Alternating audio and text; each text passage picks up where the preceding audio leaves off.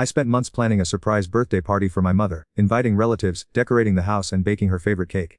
But when she walked in, instead of being touched, she said she wished my sister had done it instead because she would have done it better. In that one moment, every ounce of effort I put in felt, and so did I. I need to tell this story before I lose my nerve. Maybe someone will read this and stop before they make the same devastating choices I did.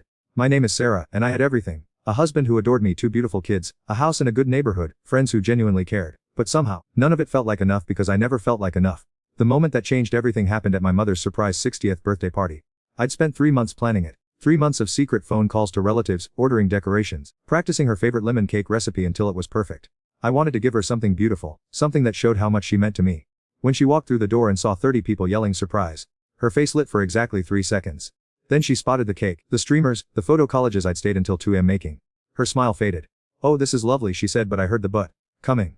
Sarah's sister had been able to help. She would have done the flowers differently. Know how creative she is. 30 people heard her say that. 30 people watched my face crumble. My husband Mark squeezed my shoulder, but the damage was done. Every hour I'd spent, every detail I'd obsessed over, reduced to not being good enough again. That night lying in bed next to Mark, I felt hollow. He kept telling me the party was beautiful, that mom was just tired, that everyone had a wonderful time. But all I could hear was that I wasn't enough, wasn't creative enough, wasn't the daughter she wanted. I started staying late scrolling social media, looking at other people's lives. That's where I found him. Jake, an old college friend who'd liked several of my posts. His messages started innocent enough. Saw party pics. Were amazing at planning events. For the first time in months, someone was telling me I was good at something. Not just good, amazing. The messages got longer, more personal. Jake remembered things about me that Mark didn't even know. Like how I used to write poetry or how I dreamed of opening a bakery. He made me feel seen in a way I'd forgotten was possible. Or in suburban mom, he wrote one night. Too creative, too smart for all that routine. I know how pathetic this sounds. I know I should have deleted his number, blocked him, told Mark. But for the first time since my mother's party I felt valuable, special, worth someone's attention and admiration. The flirting escalated slowly. Compliments turned into, I miss, messages. I miss, became, I've always wondered what would have happened if we'd dated in college. Mark noticed I was on my phone more, but he trusted me completely. Why wouldn't he? We'd been together 8 years, married for 5. I was his wife, the mother of his children. I was safe, but I didn't feel safe. I felt invisible, inadequate, like I was drowning in a that was perfectly fine but never quite right. Jake made me feel alive again. Desired. Important. The night I agreed to meet him for coffee I told it was harmless. Just old friends catching. I wore the blue dress that Mark always said was his favorite, and I felt beautiful walking into that cafe.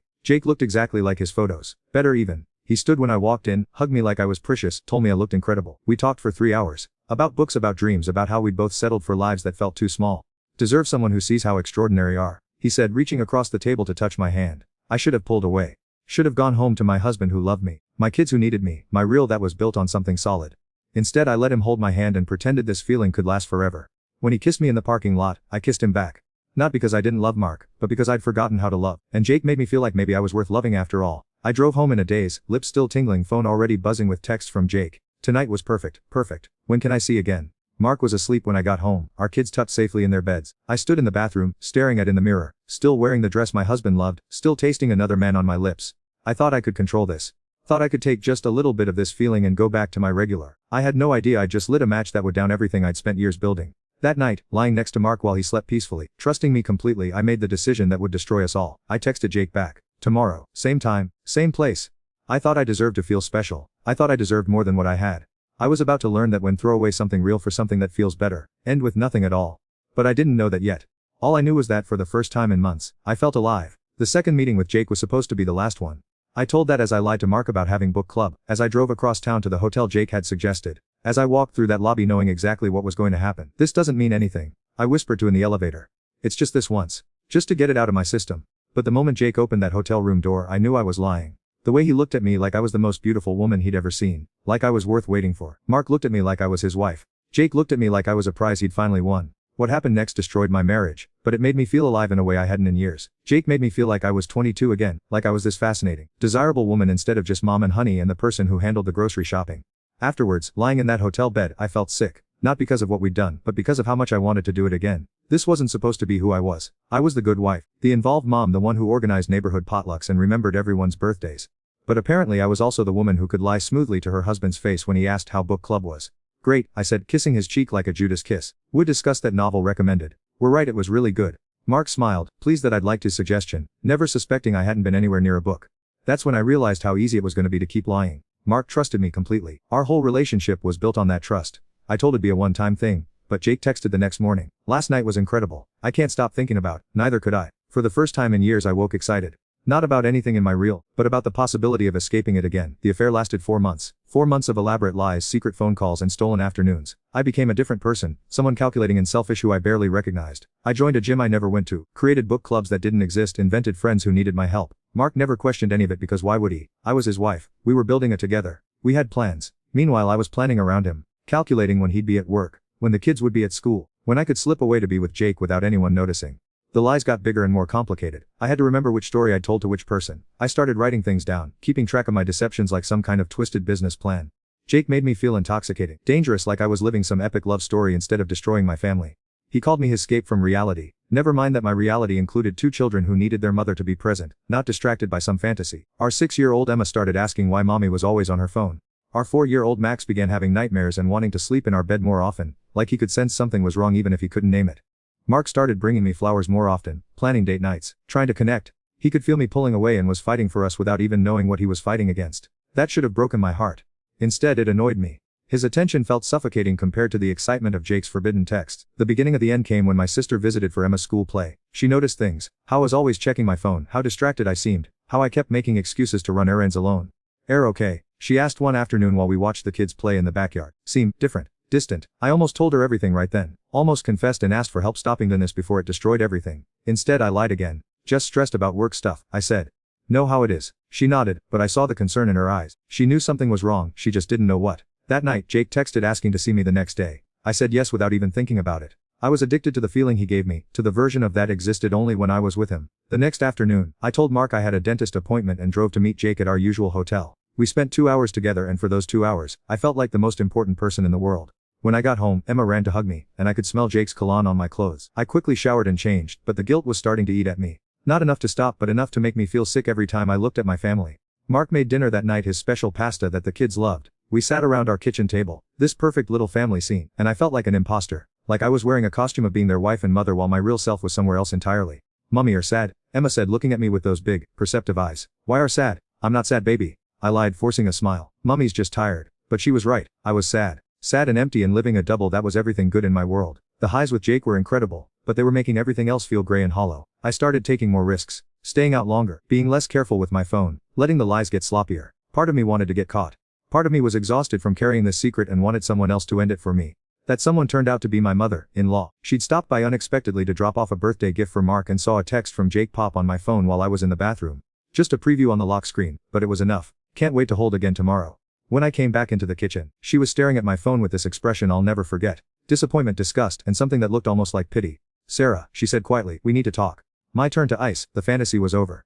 The real world was about to come crashing down, and there was nowhere left to hide. My mother-in-law didn't yell. She didn't scream or call me names or me. She just stood in my kitchen, holding my phone with that text message from Jake glowing on the screen, and asked the question that shattered everything. How long? I could have lied. Could have said it was just a friend, that the message didn't mean what it looked like.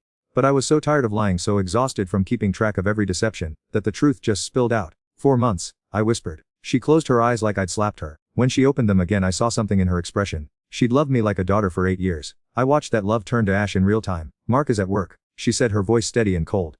"The children are at school. Have until 3 p.m. to decide how we're gonna tell my son that destroyed his family." She set my phone down on the counter like it was contaminated and walked out without another word. The front door closing behind her sounded like a coffin lid slamming shut. I had 5 hours to figure out how to tell the man who trusted me completely that I'd been living a lie for 4 months. 5 hours to prepare to watch his world collapse, because I thought I deserved more than that we'd built together.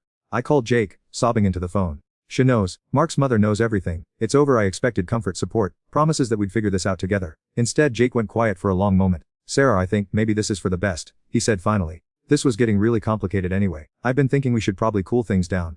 The words hit me like a physical. "What do you mean cool things down?" Said loved me. Said I was the one been waiting for whole. "I do care about," he said. But his voice was already distant, already pulling away. "But I never said I wanted to leave my wife. This was just no fun. Exciting. But it was never going to be more than what it was." I hung on him, but the damage was done. The man I'd risked everything for, the one who'd made me feel so special and alive, had just thrown me away like yesterday's newspaper the moment things got complicated. I spent those 5 hours sitting at my kitchen table, staring at family photos, trying to figure out how to explain to Mark that I'd betrayed him for someone who never actually wanted me at all. When Mark came home, he knew immediately something was wrong. I was still sitting at that table, still in my pajamas, eyes red from crying. "Sarah, what's wrong? Are sick?" He moved toward me with such genuine concern, such immediate worry for my well-being, that I started sobbing all over again. "I need to tell something," I managed to say between tears. "Something terrible. He sat down across from me, reaching for my hands the way he always did when I was upset. I pulled away and I saw confusion flash across his face. "I've been having an affair." The words hung in the air between us like. I watched my husband's face go through a dozen different emotions in the span of seconds. Confusion, disbelief, shock, and then a pain so deep I'll never forget it as long as I live. "What?" he whispered. "For 4 months. With Jake, from college. I'm so sorry, Mark. I'm so sorry." He stood from the table like he'd been burned, backing away from me like I was something dangerous. 4 months. 4 months have been lying to me every day for 4 months. I nodded, unable to speak. The book club, the gym, the dentist appointments. He was talking to himself now, putting the pieces together. All lies. Our entire for 4 months has been built on lies. The children burst through the front door then, home from school, backpacks flying, full of stories about their day. Emma ran to hug Mark like she always did. Max was already digging in his bag to show us his artwork. Mark looked at our children then at me, and I saw the exact moment he realized what I'd done to them too. What I'd risked, what I'd destroyed. "We'll talk tonight," he said quietly, his voice completely hollow. "After they're in bed." That night conversation lasted until 3 a.m. Mark asked questions I couldn't answer. Why? How could I do this to our family? Did I love Jake? Was I planning to leave? Did our marriage mean nothing to me? I tried to explain about feeling invisible, about my mother's party, about needing to feel special. But every explanation sounded like an excuse because that's what they were. Pathetic excuses for inexcusable choices. "So felt bad about," Mark said finally. "I'd, instead of talking to me about it, instead of working on us, decided to betray everything we built together." When he put it like that, it sounded even more devastating. Because that's exactly what I'd done. Mark moved out the next day, packed a bag and went to stay with his brother while we figured things out. But there was nothing to figure out. Trust, once broken this completely, doesn't come back. The divorce papers arrived 2 weeks later. Mark was asking for full custody of the children. The custody hearing was the worst day of my. Mark's lawyer presented text messages I'd sent Jake complaining about being stuck at home with the kids, about wanting to be free, about dreaming of a different. Messages I'd forgotten I'd sent, now read aloud in a courtroom while my children's father fought to protect them from me. "Mrs. Williams chose her affair over a family for 4 months, the lawyer said. "The children deserve stability and a parent who puts their needs first." I lost supervised visits every other weekend. I went from being a full-time mother to being a stranger my own children had to get used to seeing. Emma, now 7, asks me why I don't live with them anymore. I've tried a dozen different ways to explain it in terms she can understand. But how to tell daughter that mommy made choices that broke the family apart? Max, now 5, has started calling Mark's new girlfriend Mama Sarah. Because that's less confusing than having 2 Sarahs in his. It breaks my heart every time, but I have no right to ask him to stop. My mother, the one whose party started this whole mess, barely speaks to me now. "How could throw away a man like Mark?" she asked the one time we talked about it. "He was the best thing that ever happened to." She was right. Mark was the best thing that ever happened to me, and I him away for someone who never wanted me in the first place. Jake blocked me on everything after that phone call. Social media, email, phone number. I tried to reach out once, months later, when the loneliness was eating me alive. But he'd moved on completely. Like our 4-month affair never happened at all. I live alone now in a 1-bedroom apartment across town. The silence is deafening. No children's laughter, no family dinners, no husband who brings me coffee in the morning and kisses me goodnight. I destroyed all of that because I felt like I wasn't enough. Turns out I was right. I wasn't enough. I wasn't enough to appreciate what I had to for my marriage when things got hard, to put my family's needs before my own selfish desires. Mark remarried last month. I heard about it from Emma during one of our supervised visits. "Daddy looked so happy," she said.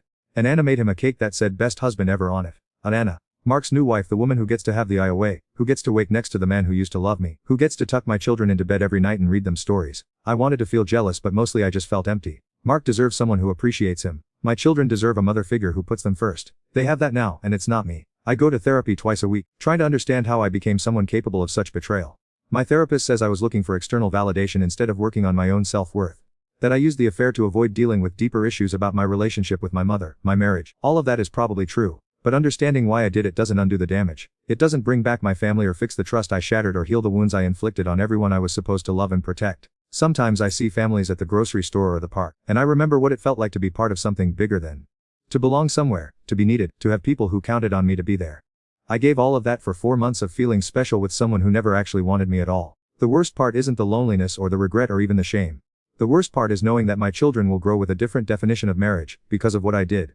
They'll know that sometimes mommies and daddies break their promises, that families can fall apart, that the people trust most are capable of in ways that never fully heal. I wanted to feel like I was enough, but I ended proving to everyone, including that I wasn't. I wasn't enough to stay faithful, to work on my problems, to choose my family over a fantasy. And now I'm not enough for anyone at all. If we're reading this and recognizing in my story, if we're flirting with someone who isn't partner, if we're telling it's harmless, if think deserve more than what have, please stop. Please choose real over the fantasy. Because once crossed that line, there's no going back. And the person think or trading for will never be worth what are about to lose. I know because I lost everything for nothing, and now nothing is all I have left.